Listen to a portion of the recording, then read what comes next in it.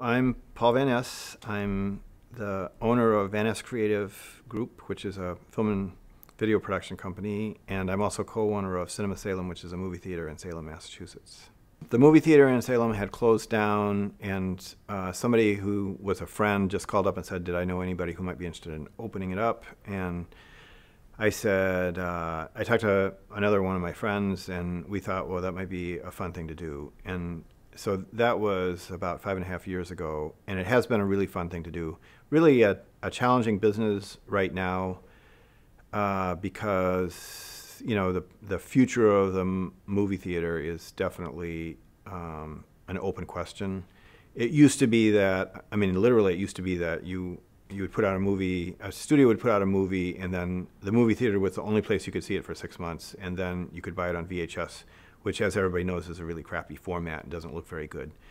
And once things came out on DVD or now Blu-ray, and also when things come out much quicker, even like a couple months after they're in the movie theaters, then the movie theater has to concentrate on the very first time, the first weeks that a movie is out, and also has to kind of be giving an experience to people that they can't get in their homes.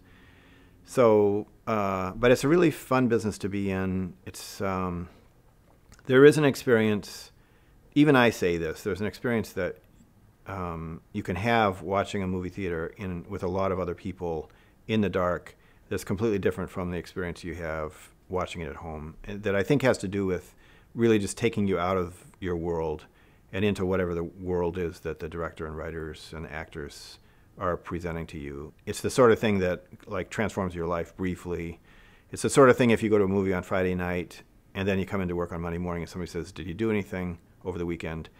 If you went to the movie theater, then you say, yes, we went to the movie theater. If you saw it at home, then you say, no, I don't think we did anything. So I think that's the difference between a really deep kind of personal experience that's artistic and something that more just kind of you know, is similar to listening to the radio in the car. It's not something you'd like write home about or tell your friends, hey, I listened to the radio in my car.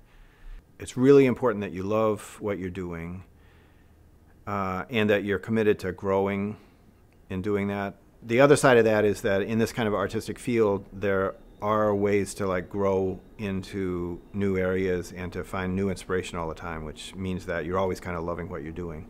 So that part of it is great. I think it is good to connect with other people who love the same things that you're doing. It does take a lot of persistence. In our situation, I think I'd say that the rewards of it have been really great. And, you know, in both of the things that I've done, I felt like I was really happy to be doing them. And if you look at it kind of from a long perspective, the big question you're going to ask at the end of your life is, did I have a life well spent? Did I invest in the sort of things that were great for me to invest in?